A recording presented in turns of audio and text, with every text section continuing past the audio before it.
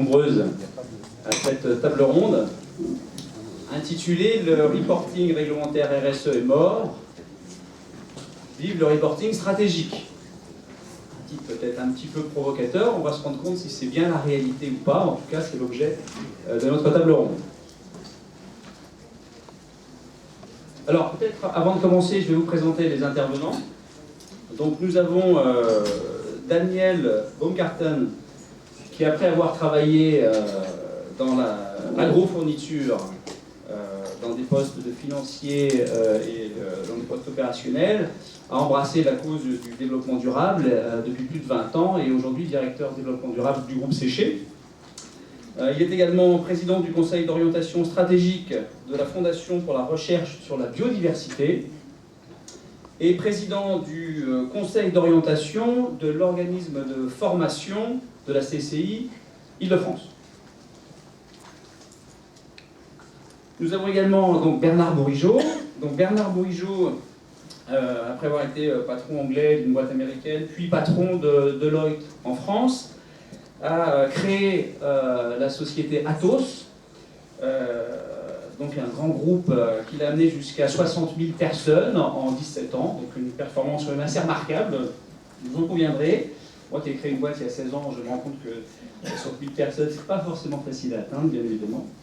Bernard est aujourd'hui un investisseur engagé dans de nombreuses entreprises, des très grandes, mais également des beaucoup plus petites comme Tenaxia. Il est également écrivain, il a écrit un livre sur le management, donc en matière de management, les idées les plus simples sont souvent les meilleures, je vous recommande vivement la lecture. Et puis un autre qui semble-t-il vient de sortir, qui est le programme qu'aucun candidat ne proposera. Donc si vous voulez certainement vous amuser un petit peu avant les élections du mois d'avril, voilà un peu de lecture. Et puis Bernard est également membre du comité paralympique mondial. Nous avons également la chance d'avoir donc Patrice Henri Duchesne, qui est membre du bureau du C3D, que vous connaissez bien, qui est également le fondateur de l'association des acteurs de l'écologie industrielle, qui anime un groupe de travail sur l'économie circulaire à la CCI Île-de-France et qui a été pendant 7 ans, jusqu'à donc très récemment, directeur développement durable de PSA et de la Fondation. Et puis vous avez Bertrand Demy à ma gauche qui œuvre au sein de la société donc Tenaxia, qui pilote toute la partie conseil RSE et qui avant un passé de communicant, il y a quand même quelques années maintenant, qui dirigeait donc des sociétés de conseil en communication. Et puis moi-même, qui après un bref passage chez Séché il y a plus de 15 ans, a créé la société, enfin on est deux à avoir créé Tenaxia, donc il y a 16 ans, mais on n'a pas encore atteint les 60 000 personnes, donc on y œuvre évidemment avec Bernard. Voilà pour la présentation des intervenants. Alors, avant de... ça tombe bien. Avant de vraiment rentrer dans le cœur du sujet, j'avais envie de vous faire partager l'univers de Tenaxia, dans lequel certainement, d'une manière très originale, vous allez retrouver l'univers de la RSE. Donc je vous propose une petite vidéo d'1 minute. Je ne sais pas si on peut éteindre les lumières ou pas. Et en tout cas, je vous propose cette petite vidéo que voici.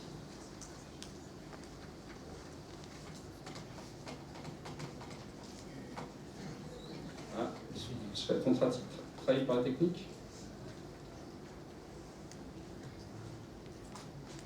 Ah, la traduction, quoi. Non. Si, c'est grave. On va quand même la faire.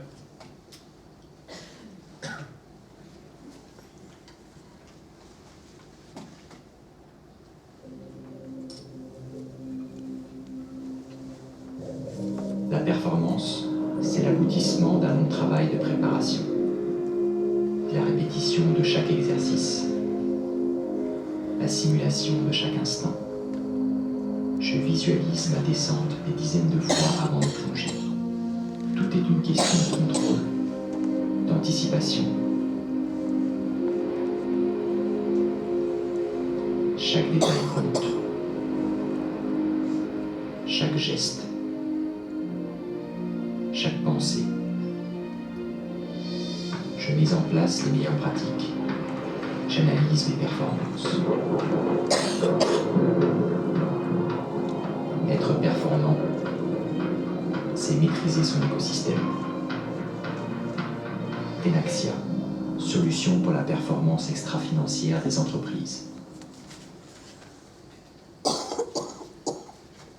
Alors j'espère que vous avez apprécié cette belle vidéo. Chez Tenaxia, on en est fan. On travaille avec Morgane depuis maintenant 7 ans. Et il y a véritablement dans son métier des choses qui rappellent les RSE, un environnement forcément très pur, une problématique de gestion de risque importante, une problématique réglementaire, qu'il est évidemment aussi, une problématique de capter beaucoup d'informations à la fois sur lui, sur l'environnement, pour aller vers de plus en plus de performance. Donc finalement, on n'est pas si loin. Et j'espère que cette vidéo vous a plu. Juste pour terminer, un petit mot sur, je pense que c'est comme ça, oui, sur Tenaxia. Donc Tenaxia, c'est une société qui est à la fois éditeur de solutions logicielles et consultant, donc c'est un positionnement original, en matière de RSE en général, mais aussi en matière de HSE, donc santé, sécurité, environnement, plus en détail.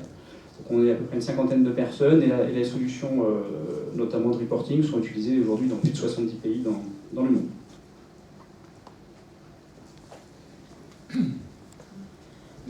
Pour revenir sur le titre de notre atelier, le reporting RSE réglementaire est mort, vive le reporting stratégique. Ce qu'on a pu constater, comme un certain nombre, très vraisemblablement, dans cette salle, c'est qu'à la base était la conformité.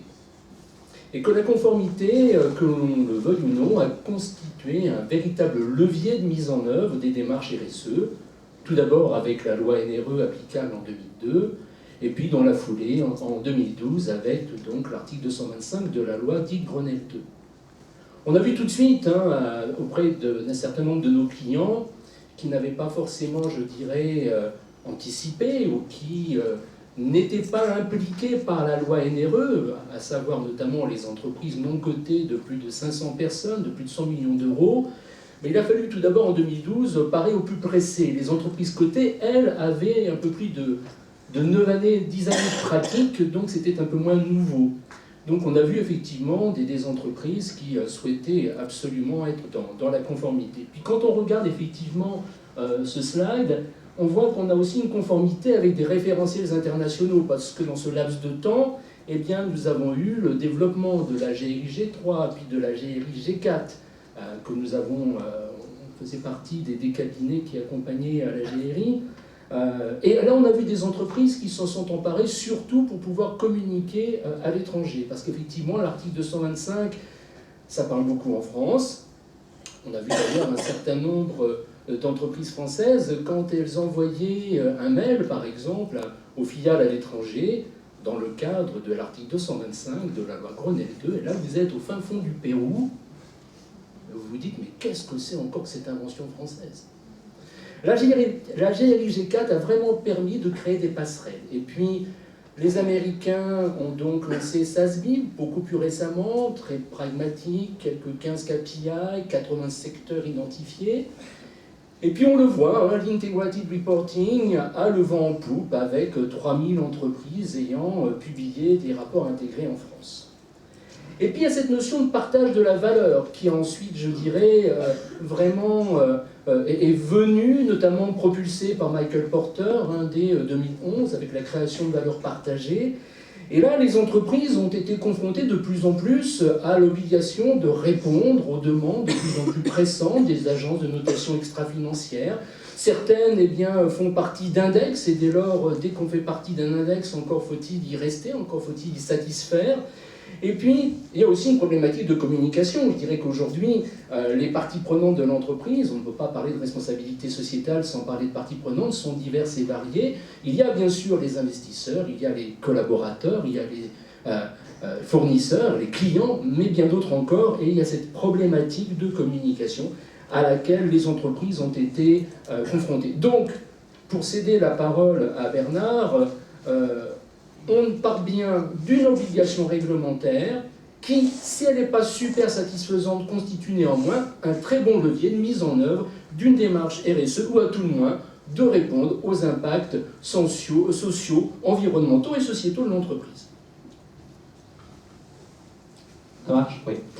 Oui, alors finalement, il y a quelques années, le sujet de la RSE était traité dans l'entreprise finalement par assez peu de personnes. On avait bien sûr le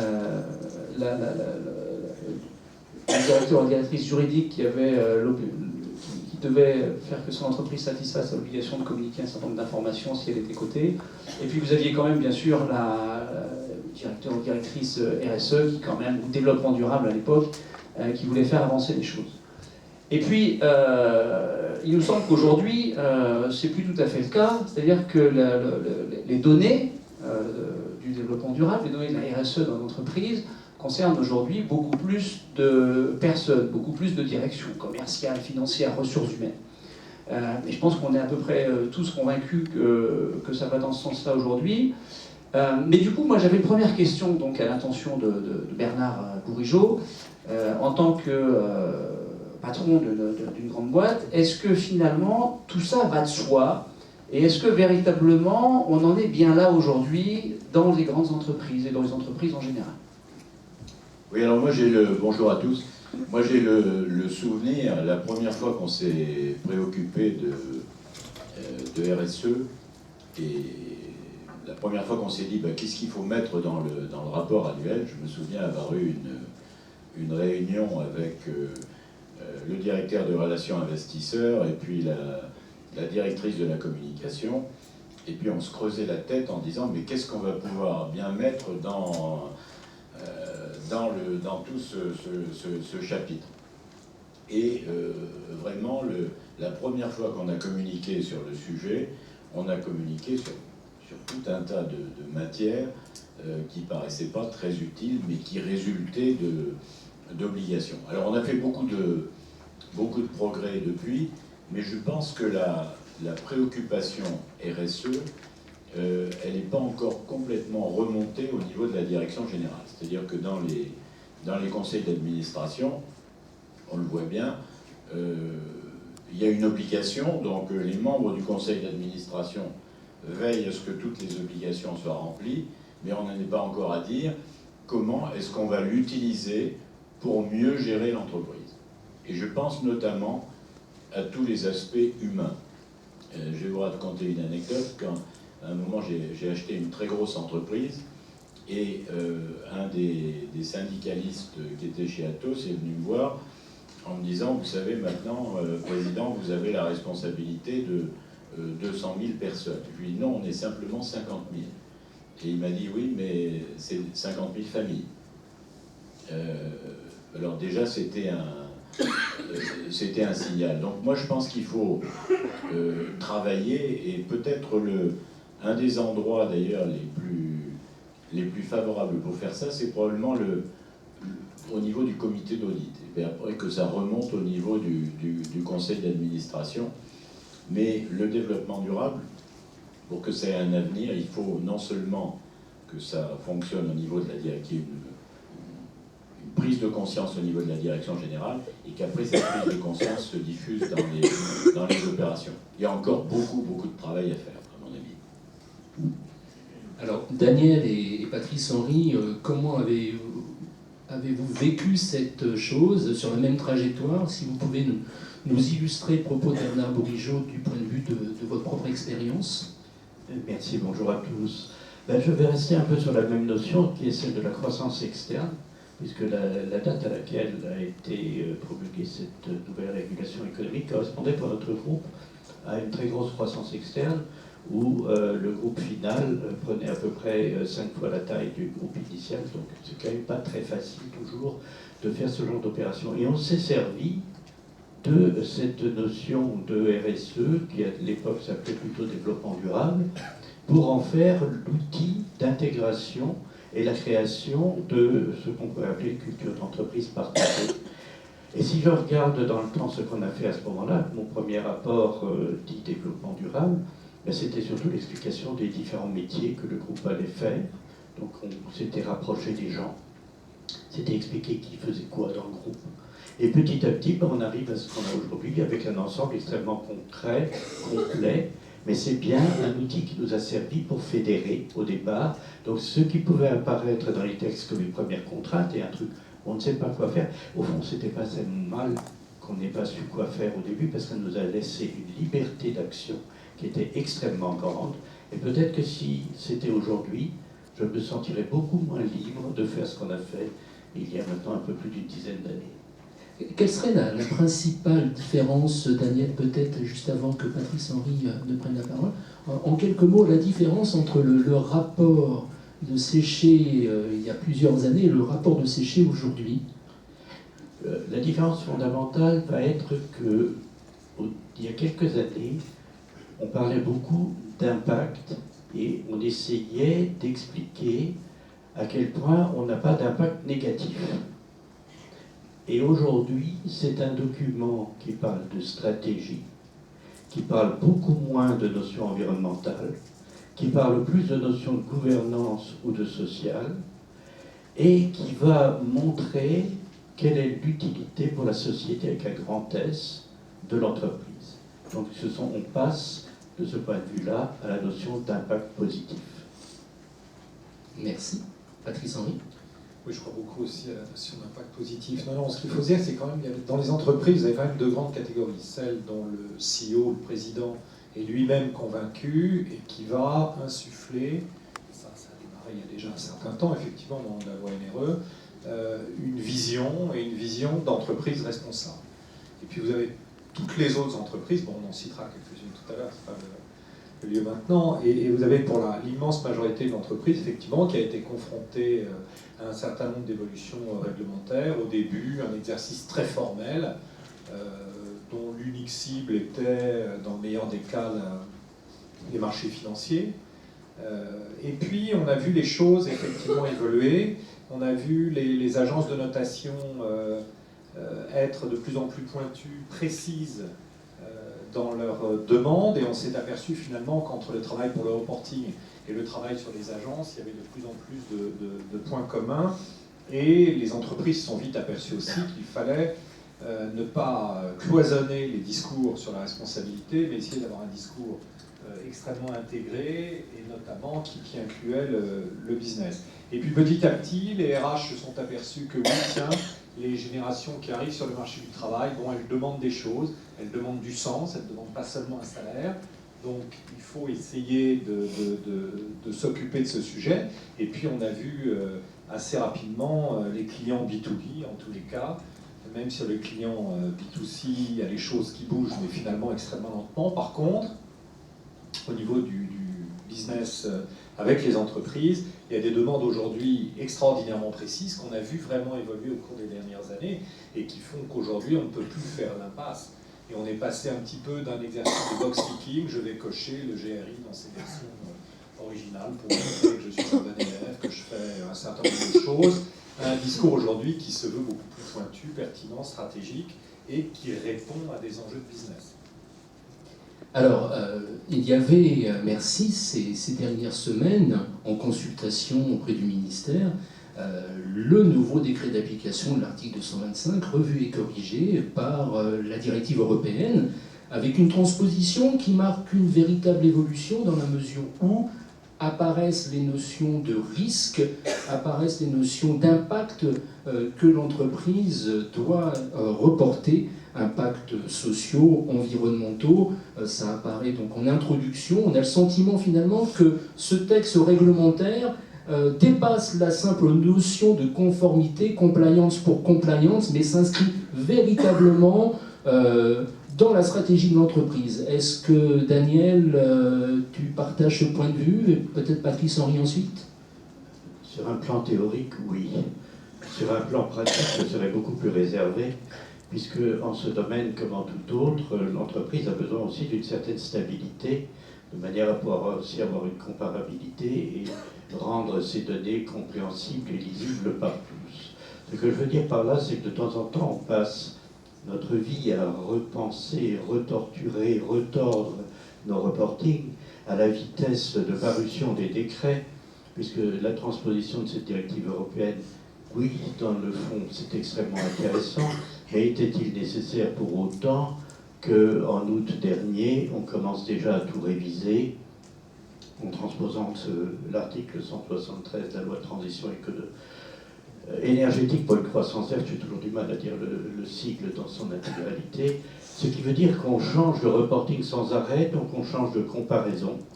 Et je ne crois pas que ce soit une bonne chose pour pouvoir progresser. Alors on a travaillé, là je fais ma petite page de pub, hein, tu permets, avec l'association Auré sur ces questions-là, et on présentera un livre blanc le 24 avril prochain justement sur ces difficultés avec les reportings, puisque lorsque on vous en parle, bon, déjà on vous fait une application rétroactive au 1er janvier de l'année qui a démarré, c'est pas toujours très facile pour aller collecter un nouvel indicateur.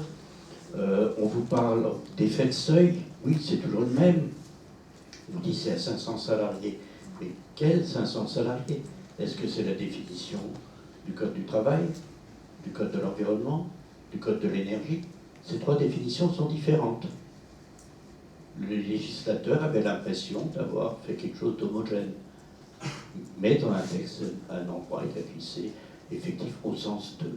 Et c'est tout ça qu'il faudrait un peu toiletter. Et si on avait pu le faire à l'occasion de la transposition de ces directives européennes, comme en plus on s'est pris le temps, puisqu'on est déjà au-delà des délais prévus par l'Europe, on aurait pu au moins faire ça. Donc là, c'est ma petite touche un peu de nostalgie.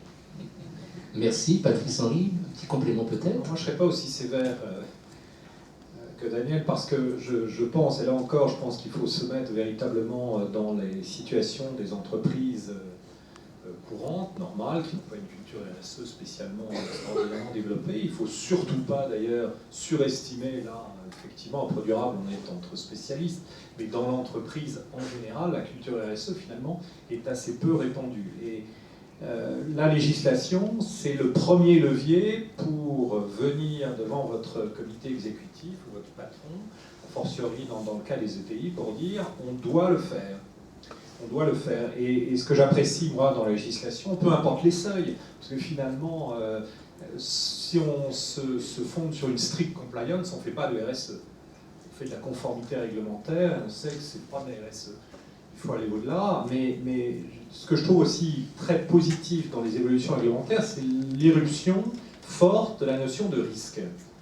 Et ça, à la fois, ça élargit les contraintes, mais en même temps, c'est un langage, en général, que dans le business, on comprend assez bien. Et moi, je fais partie des gens, notamment sur la proposition de loi sur le devoir de vigilance. On retrouve cette notion, effectivement, dans la transposition. Je pense qu'on a là un texte qui va effectivement amener les entreprises à se montrer effectivement responsables. Et c'est bien. De toute façon, toutes ces lois ont théoriquement un risque juridique. Les responsables RSE ont intérêt un petit peu à grossir pour dire regardez tout ce qu'on risque si on ne répond pas, comply or explain, etc. On sait que le devoir de vigilance introduit un petit peu plus de risques, mais finalement, il introduit surtout la capacité pour les parties prenantes d'ester en justice dans un cas, mais je crois que ça aura un effet extraordinairement positif sur nos sujets dans les entreprises et sur le comportement des entreprises. Et on n'a qu'à voir effectivement une espèce de bronca un peu bêtement réactionnaire dans un certain nombre d'instances professionnelles contre cette proposition de loi pour voir que la RSE, ce n'est pas encore une évidence dans ce pays. Très bien, merci. Donc on voit effectivement que la réglementation pousse quand même très largement les entreprises, bien que ça ne suffise pas. Donc on peut peut-être revenir un instant sur les conditions pour que ça prenne, pour que véritablement la direction de l'entreprise s'empare du sujet. Alors moi j'avais juste envie de vous lire un petit mot, vous connaissez bien certainement de Franck Ribou lorsqu'il était patron de Danone, qui disait la recherche maximale du profit n'est pas mécaniquement durable, la question n'est pas de savoir s'il faut ou non faire du profit, mais comment l'entreprise construit-elle son profit dans la durée et comment elle investit en tenant compte de ces contraintes, des contraintes et des intérêts de ces différentes parties prenantes. Donc on voit bien que un élément moteur, au-delà de la réglementation, c'est aussi, bien sûr, les dirigeants eux-mêmes. Mais est-ce que c'est suffisant? Peut-être pas sûr. Bernard, tu parlais de la notion d'événements qui peuvent énormément jouer dans la stratégie d'une entreprise en général, et donc dans sa stratégie RSE. Oui, alors, moi ce que je trouve de plus difficile, en fait, la réglementation existe, mais ce qui est difficile, c'est l'exécution après dans l'entreprise. Donc pour que l'exécution se passe bien, ça nécessite beaucoup de changements. Et la plupart des gens, vous tous qui êtes dans cette salle et nous, on n'aime pas changer nos habitudes. J'ai observé dans la vie des entreprises que les événements, dans la plupart des cas, aident à changer, poussent au changement beaucoup plus que la stratégie. Donc j'ai appris dans la conduite d'une entreprise à utiliser les événements, et je reprendrai l'exemple qui a été pris tout à l'heure, un grand rapprochement entre deux entreprises, c'est une occasion idéale de mettre en place tout ce qui découle de la réglementation sur le RSE. Donc, je pense que ça, c'est un conseil pratique, savoir utiliser les événements. La stratégie, elle vient très souvent après pour justifier ce qu'on a fait. Mais dans la plupart des cas, les changements viennent des événements plutôt que de la stratégie. Ça peut paraître décevant pour certains d'entre vous, mais c'est la réalité de la vie. Donc, et j'insiste sur le fait que il faut impérativement que la direction générale soit convaincue et que la direction générale porte ce message très fortement. Sinon, aucune transformation ne peut se faire dans l'entreprise. Et la réglementation aide beaucoup pour ça aujourd'hui. Daniel et Patrice Henry, en complément de ce que Bernard vient d'évoquer, sur les événements qui ont pu marquer. Bon, Daniel, tu l'évoquais tout à l'heure, sur un rapprochement. Est-ce qu'il y a d'autres éléments que vous aimeriez partager? Je crois qu'on peut, dans une entreprise qui fait de la valorisation de déchets, il y a toujours le problème de l'acceptation de ce métier par toutes nos parties prenantes. Alors, je vais vous proposer, alors pour la sécurité, ne vous en faites pas, je vais leur demander de bouger un peu, il n'y aura pas d'émeute. Je vous propose 3 questions. Si vous êtes d'accord, vous levez un bras. Si vous êtes tout à fait d'accord, vous levez les 2. Si vous n'êtes pas d'accord ou si vous dormez, vous ne bougez pas. Première question, pensez-vous qu'il faille traiter les déchets? Ça marche. Deuxième question, pensez-vous que de traiter les déchets soit quelque chose de favorable à l'emploi et à l'environnement? Ça marche toujours. Troisième question, est-ce que je peux m'installer à côté de chez vous? Alors vous viendrez me voir tout à l'heure, il y en a 4 derrière qui ont levé le bras, parce que je vais prendre vos adresses, ça peut servir. Alors ce petit clin d'œil, simplement pour vous dire à quel point une entreprise peut être sensible à certains moments à ses parties prenantes. Vous êtes peut-être riverain, vous êtes peut-être membre associatif, vous êtes peut-être pêcheur, j'en sais rien, mais toujours est-il qu'il faut qu'on prenne en compte tous ces éléments. Et donc, dans ce dispositif, et l'utilisation que l'on a à faire des reportages, j'ai à vous rendre compte de mes performances et de vous montrer à quoi sert mon activité et que vous puissiez le suivre, c'est-à-dire qu'il faut une transparence des données, il faut une pertinence des données, qu'on utilise l'indicateur qui a un sens pour vous, qui correspond à votre attente. Il faut des indicateurs qui soient constants dans le temps, dans leur définition, pour que vous ayez la comparabilité.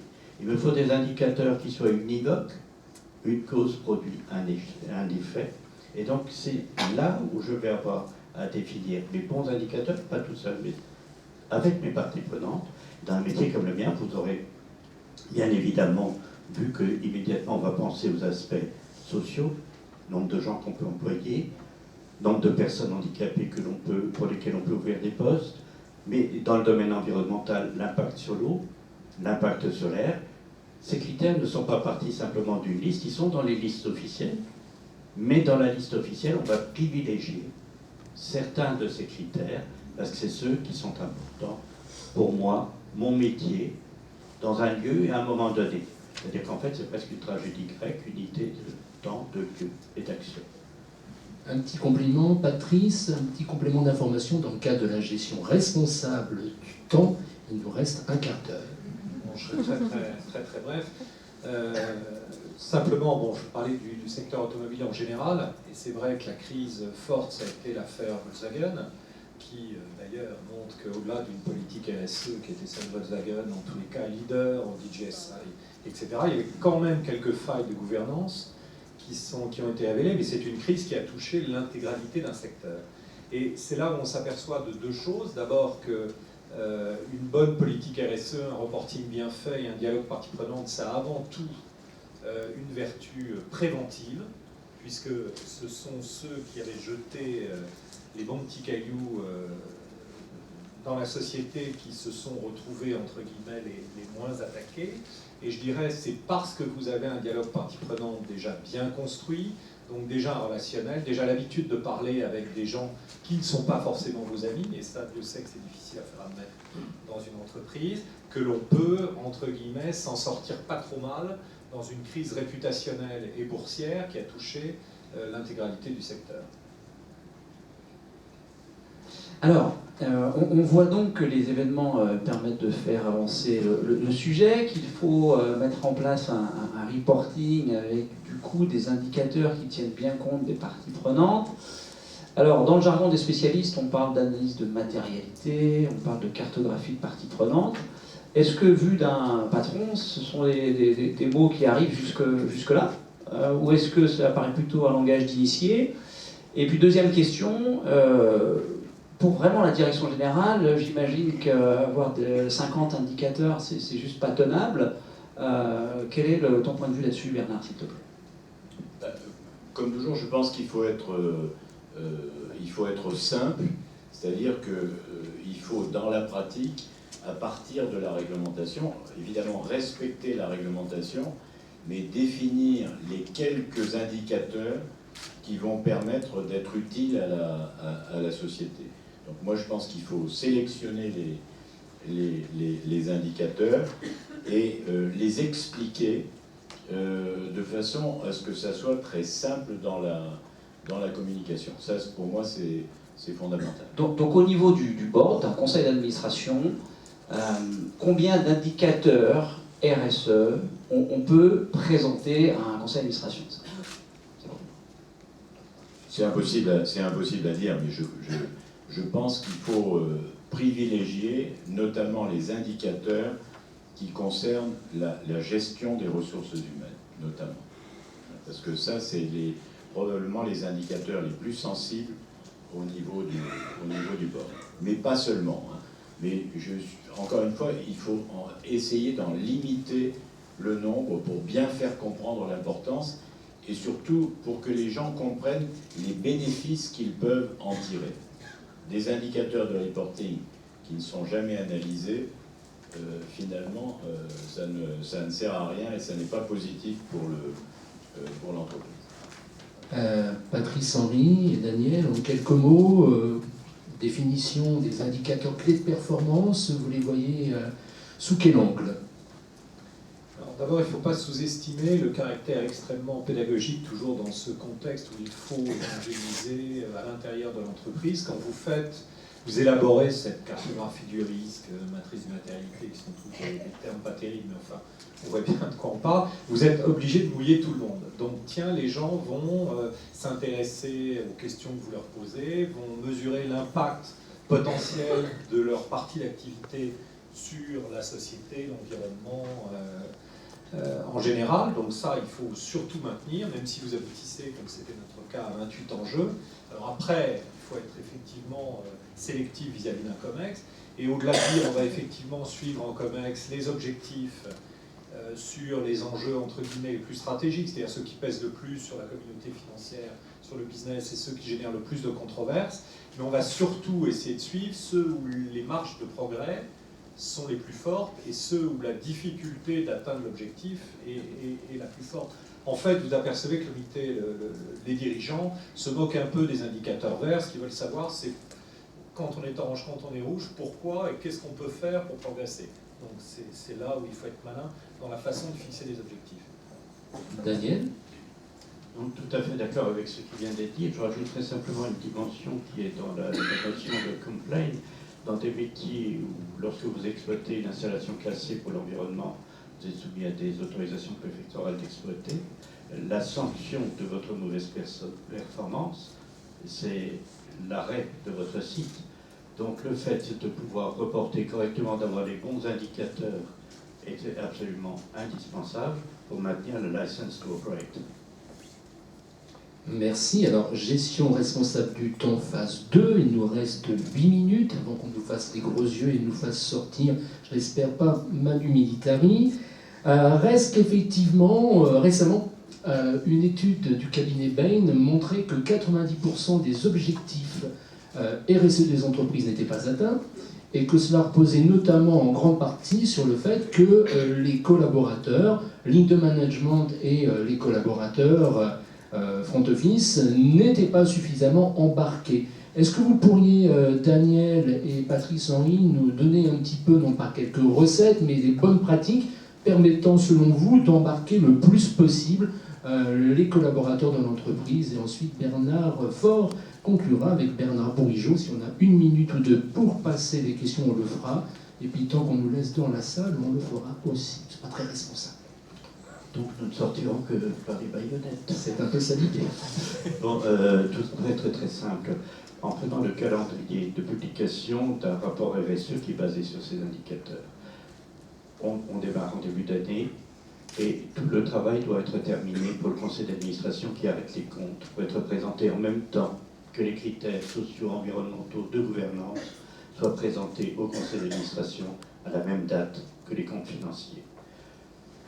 Dès que l'Assemblée s'est tenue, avec mon équipe, nous entamons ce qu'on appelle, dans notre petit jargon interne, notre tour de France. D'autres disent mes représentations en province.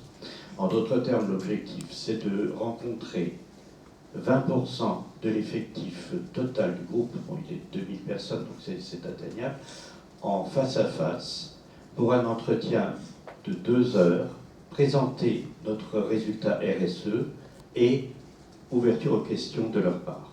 Ça veut dire en clair qu'une personne, tous les 5 ans, doit avoir eu ce contact direct. Alors c'est quelque chose de totalement transhiérarchique, transfonctionnel. Dans la même salle, vous aurez en même temps celui qui est en bleu de travail, le pull, la blouse de laboratoire ou le commercial avec sa cravate. Vous avez tout ça en même temps. Tout le monde est sur un pied d'égalité. Alors est-ce qu'on y arrive? L'année dernière, je suis arrivé à 16%. C'est quand même un peu difficile avec du personnel à feu continu qui travaille aussi la nuit, parce que pour l'instant, je n'ai pas encore fait de nocturne.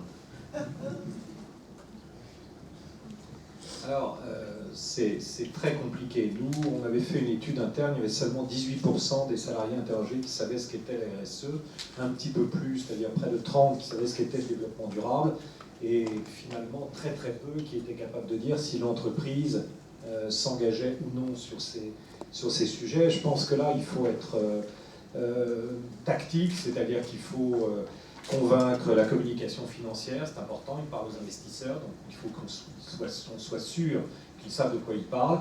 Et puis il y a un domaine où c'est malheureusement toujours, il n'y a pas que dans notre secteur d'ailleurs, très compliqué, il faut vraiment parler aux commerciaux. Il faut que les commerciaux, qui eux sont au contact du client, puissent connaître tout ce qui, dans une politique RSE, en fait tout l'avantage compétitif, les matériaux dont est composé un produit, la fabrication, où est-ce que c'est fait, par qui, ce qui est fait en matière d'achat pour se prévenir du travail des enfants. Bref, il y a un certain nombre de basiques, je dirais, de la RSE qui doivent impérativement irriguer le discours des commerciaux. Sinon, finalement, la finalité de l'entreprise étant quand même de vendre ses produits, si on n'atteint pas cet objectif-là, pour le coup, on travaille vraiment en vain. Et finalement, donc, on peut voir que tous ceux qui dans la salle sont des responsables RSE, on se rend compte que vous avez un métier qui est quand même extrêmement important. D'abord dans un contexte qui bouge beaucoup. On l'a vu, finalement, on parle de reporting et on se rend compte qu'on est de plus en plus dans la stratégie, de plus en plus à travailler avec tous les intervenants de l'entreprise, même si la réglementation est importante. Vous avez un travail de pédagogie à faire qui est extrêmement important, puisqu'il faut vraiment, pour que tout aille dans ce sens-là, que la direction soit, j'allais presque dire, formée, en tout cas très fortement sensibilisée à tout ça. Et donc, il faut aussi se préoccuper d'analyser toutes les données que vous avez collectées, parce que pour bien piloter une entreprise, il ne s'agit pas simplement de présenter le résultat de tous les indicateurs que vous avez collectés, il faut véritablement les analyser.